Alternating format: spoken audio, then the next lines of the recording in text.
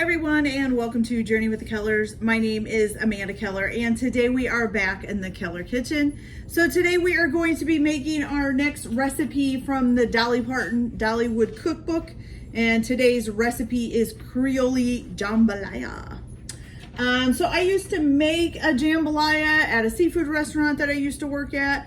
I don't remember quite everything that was in it, but this is pretty close to it. I will say though, it does call for a medium ham sliced, and I am actually using kielbasa sausage instead because that was what we put in ours and that's what I like in it.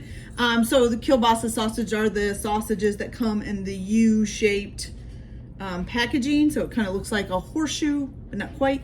And then I kind of cut them at an angle like that. Can you see how that's kind of cut a little bit of an angle?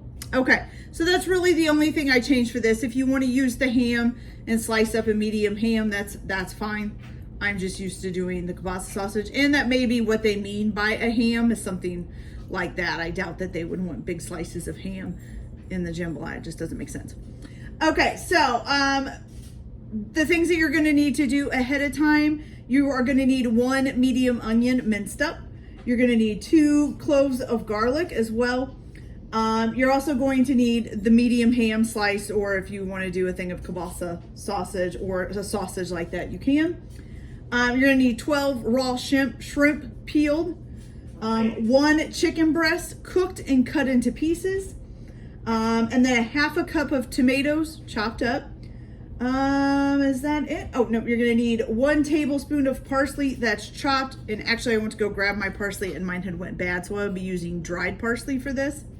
You're also going to need a half a teaspoon of chopped celery leaves. Okay, so those are things that you can prep ahead of time if you would like. The first thing that we're going to do, which in all of this, I got everything except for this one thing, which is a tablespoon of shortening, which I have right here, luckily. Okay, and get it out of the package here. All right, so we just need, where did my knife go? Oh my goodness. Oh, I left it over there. That's where it went. See, I think I have everything prepped, and voila, it's not. Of course. Okay, so let's get this 1 tablespoon of shortening in here. Okay, so you're gonna put a tablespoon of shortening in your pot.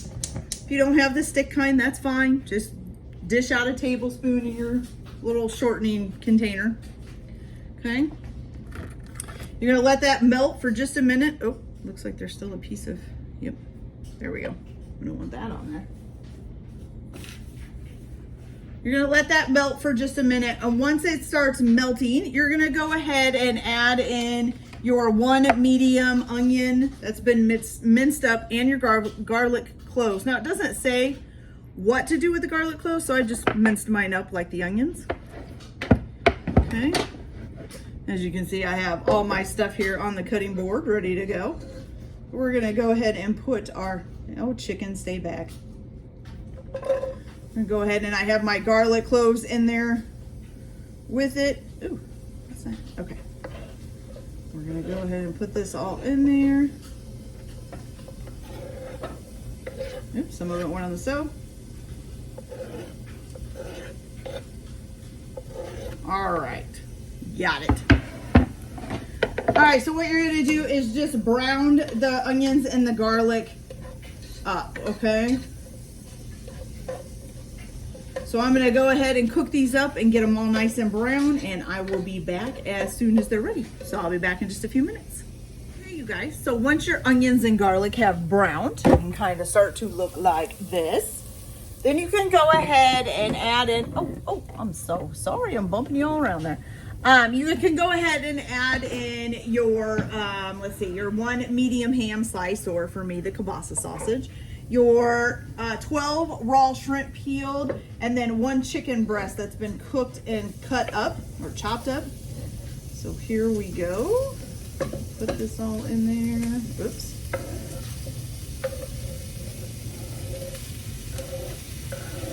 And you're gonna brown this all up, okay?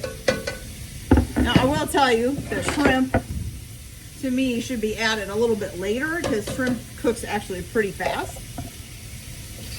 But maybe because all of this is already cooked up, it won't matter that much. I'm not sure.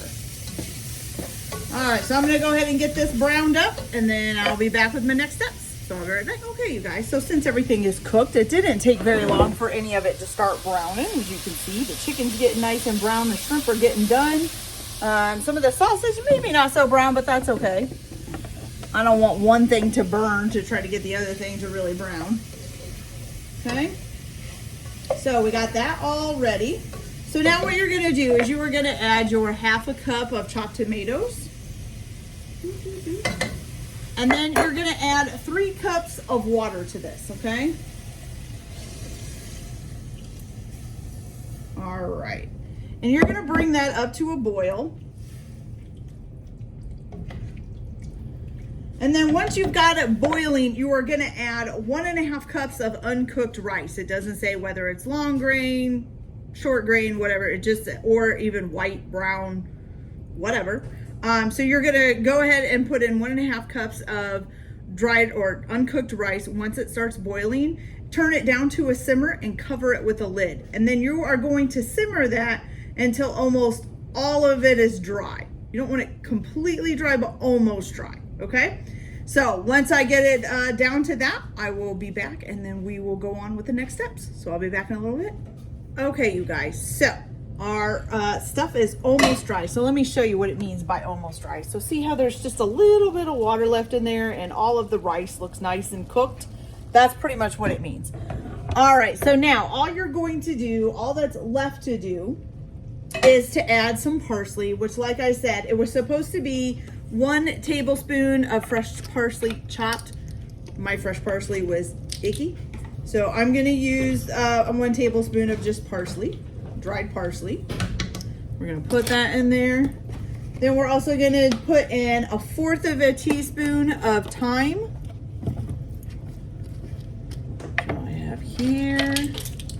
Now this one, it doesn't say to be, you know, it's basically using the dry herb. So thyme.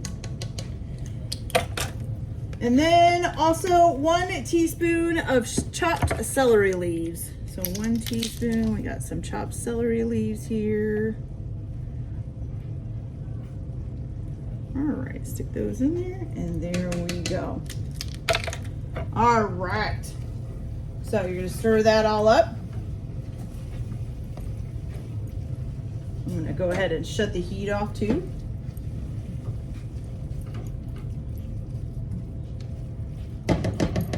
And then you guys are just gonna salt and pepper it. Now, if it needs heating back up, because let's say you shut it off while you were adding all of your herbs or whatever to it, you can heat it back up at this point so that you can serve it. But pretty much if it's pretty hot, which mine is, you can just go ahead and stir your salt and pepper in and then just serve it right on up. Okay? Got that in there. Stir this up a little. Ooh, it looks good, you guys. It looks good. Make sure we got all the rice out of the corners. Beautiful. All right, you guys, so this is what it looks like when it is all completed. Doesn't that look good? Now, I have seen jambalaya where it's actually a little bit more soupy. It's kind of like an actual soup. It's got a little bit more liquid in it. And then I've seen it made this way. So either way is perfectly fine. It just depends on how you make it. It probably also depends on from what region it's from and all of that. So this isn't quite a Louisiana jambalaya. This is maybe more like a Tennessee jambalaya. Although maybe they're not that much different. Not sure. But let me grab a bowl here. We'll get a closer look at this. I can't really taste this, unfortunately, because it has shrimp in it. And me and shrimp do not get along. Would not have to go to the hospital, but it would make me feel pretty icky, which is really funny because I worked in a seafood restaurant. But let's take a closer look at this anyways, just to see what it looks like. And then I wish my husband was home and he could try it for you guys and tell you what it looks like. Now, the one thing I did notice that's not in this recipe is anything hot. You know what I mean? Like there's no cayenne or hot sauce or anything like that, which is a little bit strange because I think most of the time there is something a little bit spicy in it, but not in this one. Maybe the kielbasa sausage that I put in it, but that's not normally in it. So take a look at that, you guys. Doesn't that look great? It looks really good. All right, you guys, so that's it for this episode or video. I hope you guys liked it. Like and subscribe if you like, or don't if you don't. Everybody have a good day. Enjoy your cooking. Keep your kitchen messy, and we'll see you later. Bye.